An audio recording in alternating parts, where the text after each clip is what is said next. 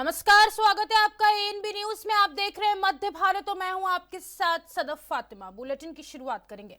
कांग्रेस नेता जयराम रमेश के ट्वीट पर मुख्यमंत्री डॉक्टर मोहन यादव ने कहा कि शब्द भले ही जयराम रमेश के हैं, लेकिन उसके पीछे के भाव राहुल गांधी और कांग्रेस परिवार के हैं। मुख्यमंत्री यादव ने कहा कि जहां विकास का काम हुआ, गरीबों के लिए काम हुआ और हमारे संकल्पों की पूर्ति हुई और समाज साथ आया, वहीं कांग्रेस के पेट में दर्द शुरू हो जाता है। और यह इस बात का प्रमाण है कि जयराम रमेश बोल रहे हैं, लेकिन जयराम रमेश के ट्वीट के पीछे के यह पूरे भाव राहुल गांधी और कांग्रेस परिवार के हैं। इनकी लाइन ही विकास विरोधी है। आपने कहा, हमने कहा कि जहां विकास का काम हुआ, गरीबों की सेवा का काम हुआ, हमारे संकल्प की पूर्ति के बलबूते पे समाज साथ में आया कि कांग्रेसियों के पेट में दर्द होना शुरू होता है। और उसका प्रमाण है कि जयराम रमेश बोल रहे हैं या बता रहे हैं, लेकिन जयराम रमेश के पीछे पीछे ये पूरे भाव राहुल गांधी के हैं, कांग्रेस परिवार के हैं। ये शब्द इनके नहीं है, इनकी लाइन ही विकास विरोधी है। और इसीलिए आप बताइए, कोई कांग्रेस का नेता किसी ने प्रशंसा की कि हाँ बुंदेलखंड में पानी आना चाहिए? आज ये प्रश्न कांग्रेस के पक्ष में है कि कांग्रेस बताए कि हाँ वो बुंदेलखंड के विकास के साथ है या विरोध में है। वो क्यों नहीं प्रशंसा करती? इसका मतलब ही है कि वो बुंदेलखंड। छत्तीसगढ़ के उप मुख्यमंत्री अरुण साव ने कहा कि अरविंद केजरीवाल के कार्यकाल में दिल्ली की कैसी दुर्दशा हुई है, कैसे कारनामे इन्होंने किए हैं, ये दिल्ली की जनता ने देखा है। आप नेताओं के जेल जाने की एक लंबी फहरिस्त है। आने वाले चुनाव में दिल्ली की जनता केजरीवाल के झूठ, फरेब, धोखे और भ्रष्टाचार की सरकार को जरूर सबक सिखाएगी। देखिए, आज अरविंद केजरीवाल के कार्यकाल में दिल्ली की कैसी दुर्दशा हुई है, कैसे कारनामे इन्होंने किए हैं, ये दिल्ली की जनता ने बखूबी देखा है। जो बेल पर हों, जिनके नेता, एक लंबी फहरिस्त है आम आदमी पार्टी के नेताओं के जेल जाने का। ऐसी पार्टी के लोग इस प्रकार की बात कह रहे हैं, ये उचित नहीं है। आने वाले चुनाव में दिल्ली की जनता केजरीवाल के झूठ, फरेब, धोखे और भ्रष्टाचार की सरकार को जरूर आगे बढ़ेंगे। छत्तीसगढ़ के बेमेतरा जिले में धान खरीदी का कार्य सुचारू रूप से चल रहा है, जहां जिले के 91 धान खरीदी केंद्रों के 129 धान उपार्जन केंद्रों के माध्यम से धान खरीदी का कार्य जारी है। वहीं जिले के एक धान संग्रहण केंद्र है जहां धान संग्रहित किया जा रहा है। बेमेतरा कलेक्ट्रेट ने रणबीर शर्मा ने बताया कि जिले में 129 धान खरीदी केंद्रों में धान खरीदी का कार्य चल रहा है। वहीं एक धान संग्रहण केंद्र में धान रखा जा रहा है। उन्होंने बताया कि जिले के किसी भी धान खरीदी केंद्र में धान खरीदी बंद नहीं है।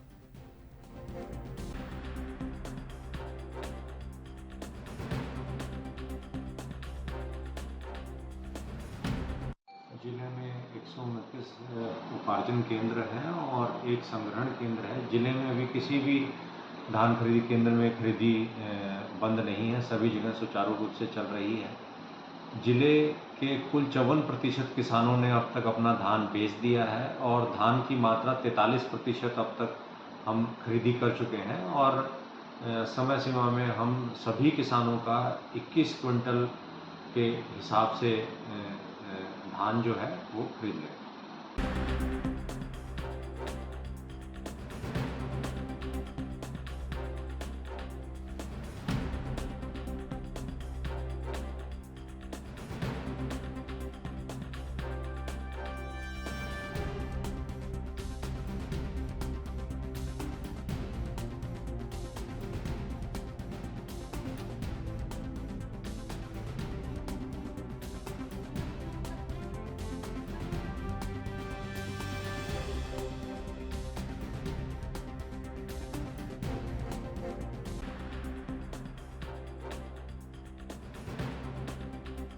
धान खरीदी केंद्रों में धान खरीदी का कार्य जारी है। आपको बता दें, कलेक्टर रणबीर शर्मा ने जानकारी दी कि जिले के किसी भी धान खरीदी केंद्र में धान खरीदी बंद नहीं है। छत्तीसगढ़ के बेमेतरा में धान खरीदी जोरों शोरों से चल रही है। वहीं कलेक्टर रणबीर शर्मा ने भी जानकारी दी।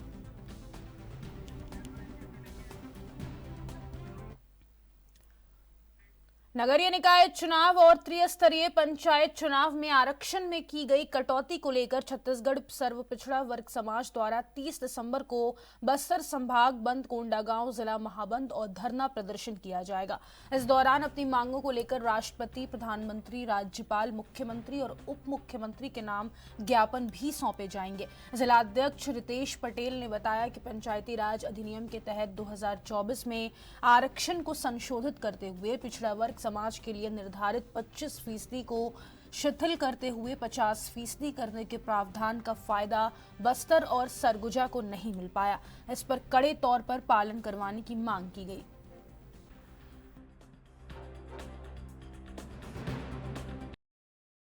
छत्तीसगढ़ सर्व पिछड़ा समाज जिला कोंडागांव द्वारा प्रेस कॉन्फ्रेंस आयोजित किया गया है, जिसमें आप सभी पत्रकार साथियों का स्वागत है।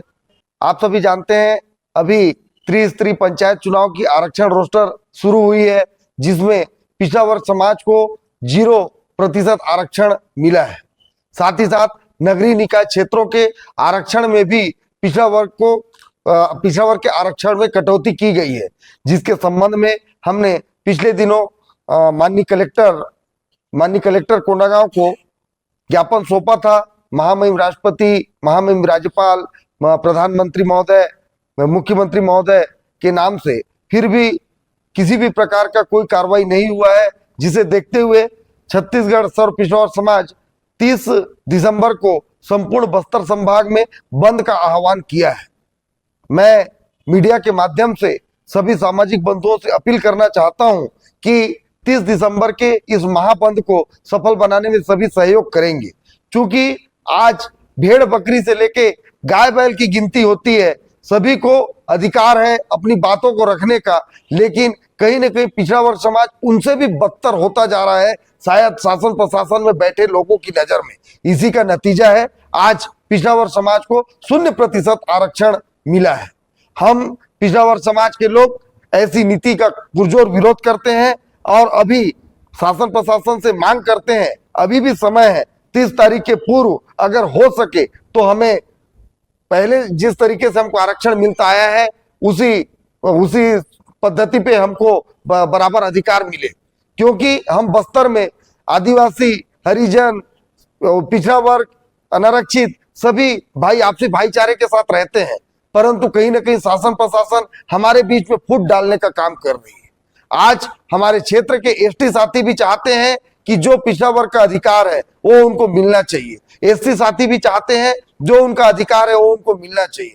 और हमारा पिछड़ा वर्ग समाज बहुत ही शांत समाज है। शासन प्रशासन हम शांत समाज के लोगों को मजबूरन अशांत होने में मजबूर कर रही है। हम शासन प्रशासन से मांग करते हैं शांतिपूर्ण तरीके से हमारी मांगों को पूरा करें और 30 तारीख को हमारा बंद के कार्यक्रम को सफल बनाने में सभी से अपील करूंगा, सभी सहयोग प्रदान करेंगे।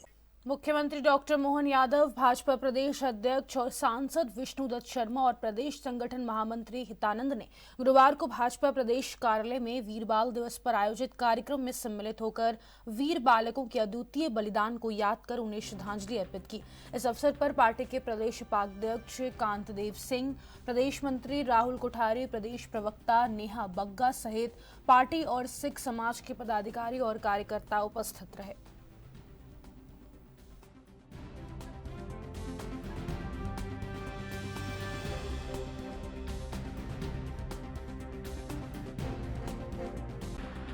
छब्बीस दिसंबर गुरु गोविंद सिंह जी के साहिबजादों का बलिदान दिवस, यशस्वी प्रधानमंत्री द्वारा आज ये बाल दिवस के रूप में मनाने की जो घोषणा और जिस प्रकार से पूरा देश मना रहा है, मैं सच्चे अर्थों में गुरु जी के और उनके परिवार के बलिदान को स्मरण भी कर रहा हूँ। और मुझे संतोष है इस बात का कि हमारे समाज ने जो पुरानी गलती दूसरे किसी और दिन बाल दिवस मनाने की थी, उसको संशोधित करते हुए जो आज से परंपरा ये जो 26 दिसंबर की है, यही सच्चे अर्थों में बाल दिवस होना चाहिए। गुरुजी के 4 बच्चे 2 मैदान में और 2 दीवार में चुनने के बाद भी देश और धर्म के लिए हंसते हंसते बलिदान हो गए। इससे बड़ा कोई क्या दिन हो सकता है। ये पराक्रम का दिन भी है, हमारे लिए श्रद्धा का दिन भी है, आस्था का दिन भी है और ये विश्वास रखने का दिन भी है कि हमारी भविष्य की पीढ़ियां अपने देश और धर्म के लिए सदैव अपना इस प्रकार का उत्कृष्ट प्रदर्शन करने के लिए मन से तैयार रहती है। परमात्मा की दया से ये भाग्यशाली हैं हम भारत के लोग और हमारा सिख परंपरा, जिसके बलबूते पर भारत की ये वर्तमान की स्थिति दुनिया के अंदर एक ताकतवर देश के नाते से दिखाई देती है। मैं गुरु जी के परिवार और उनके साहिबजादों के बलिदान दिवस के अवसर पर परमात्मा से कामना करता हूं दोबारा ऐसा कभी दिन नहीं आए। जितने कष्ट उनने भोगे हैं वो हमारे लिए प्रेरणादायी हैं। वाहेगुरु का खालसा, वाहेगुरु की फतेह। मध्य प्रदेश की राजधानी भोपाल में बदमाशों के साथ साथ बीजेपी नेता के बेटों के हौसले भी बुलंद है। राजधानी में ओला ड्राइवर के साथ मारपीट का मामला सामने आया है। यहां युवकों ने ड्राइवर से मारपीट करी और उसकी टैक्सी कार भी तोड़ डाली, जिसके बाद मारपीट करने वाले युवकों ने गाड़ी पर भाजपा के झंडे लगाकर रखे। वहीं सूत्रों के अनुसार मारपीट करने वाले युवक भाजपा नेता के बेटे और कार्यकर्ता बताए जा रहे हैं। फिलहाल गाड़ी में तोड़फोड़ और ड्राइवर से मारपीट करने का वीडियो सोशल मीडिया पर खूब वायरल हो रहा।